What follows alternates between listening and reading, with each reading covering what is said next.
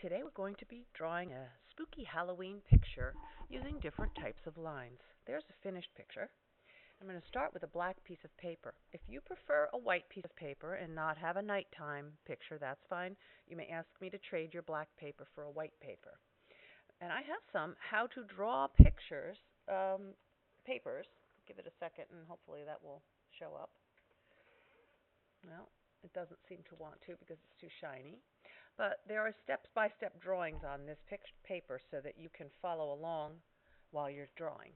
So the first thing you need to do to make this spooky house is choose whether you'd like to draw with a white crayon or a pencil. If you draw with a pencil and you make a mistake, you can erase it. But if you draw with a white crayon and you make a mistake, can you erase it? No. So if you draw with the white crayon, make sure that you have a way to fix your mistakes. You can't start over again, so you might want to start with a pencil. But I'm going to draw with the white so that you can see it. The first thing you need to do is leave a space at one side of the paper and draw a vertical line, leaving a space at the top and the bottom. Then you're going to draw a horizontal line so that there's about a hand space at the bottom, and then another hand space on the side.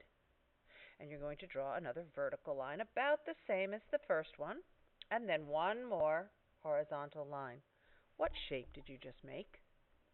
Very good. Vertical and horizontal lines make squares and rectangles.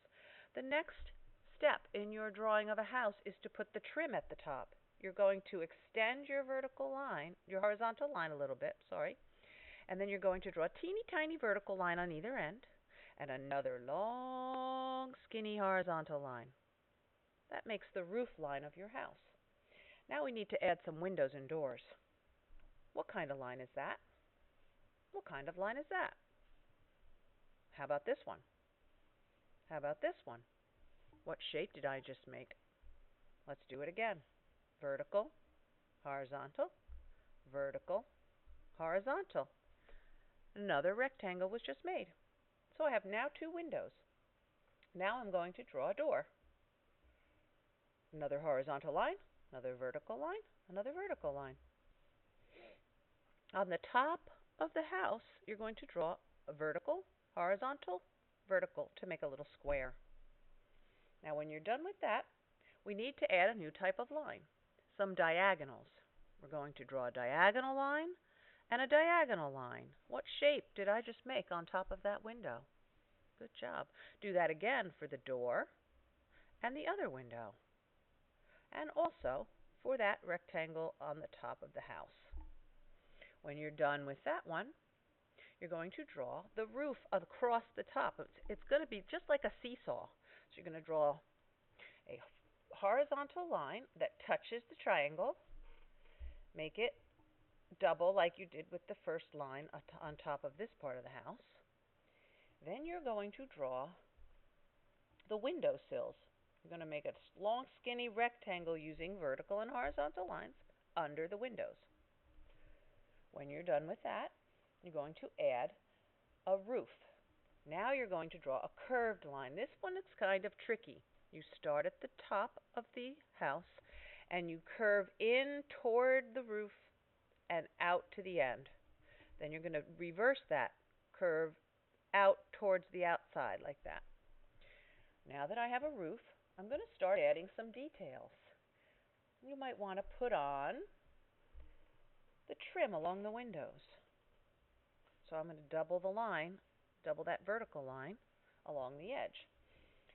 Then I'm going to add some details into the top of the window. I'm going to copy that diagonal line and put a little curved line right over that, because this is a fancy mansard roof house, like a Victorian house, and it's going to have lots of fancy details on it. Then the window needs to open, so you're going to draw the center sash of the window and maybe a little place where there's a lock.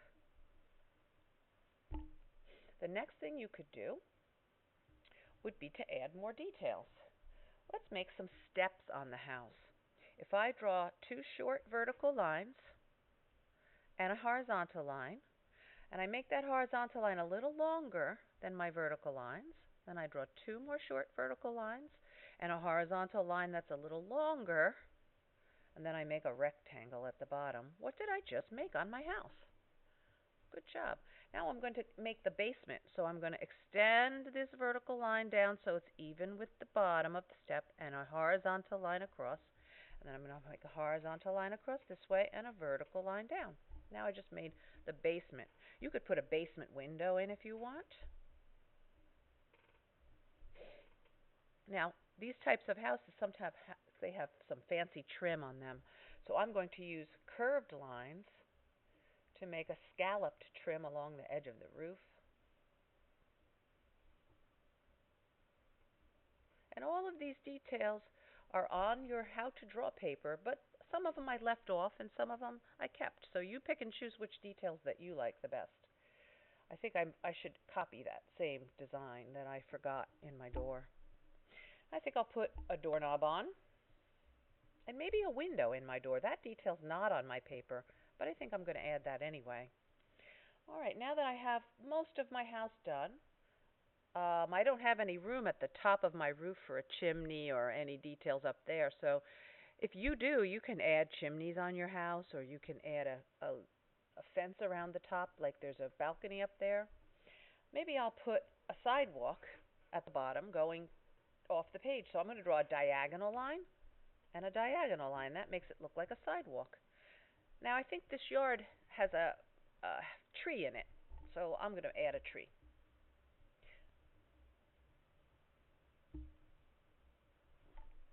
Then on the other side, maybe there's some bushes along the edge of the house. I'm just going to make them like curvy lines right there. Maybe there's some more bushes here. Now later on, I can color this and hide where I overlap the house. I think I'm going to make a fence across the backyard. That's a zigzag line. It's diagonal lines attached to each other. So I'm going to do a zigzag line, and my fence is behind the tree, so I'm going to go down, up, down, right off the paper. Now I'm going to draw a horizontal line for the edge of my fence.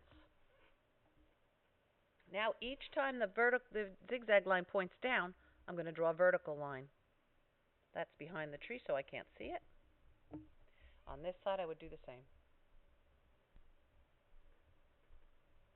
Maybe there's a big, scary moon in the sky. Very cool. And on that moon, there is going to be a bat flying through the sky. I have some how-to-draw papers also that show you how to draw scary creatures. So I'm going to make my bat. It looks like the letter M. And a couple of zigzags or curly lines like that. And then the same there. And I'm not going to color the bat, but I'm going to color the moon. That way it will look like the bat is flying right in front of my moon.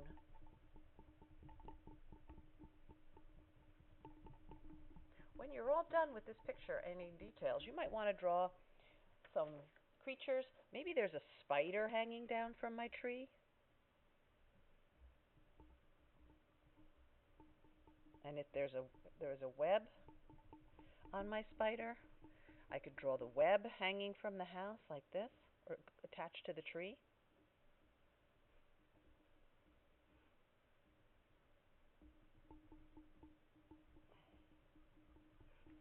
Okay, when you're finished, you can color it in using the construction paper crayons, and maybe next week if you have time and you want to put some spooky fog on there, you can add that later.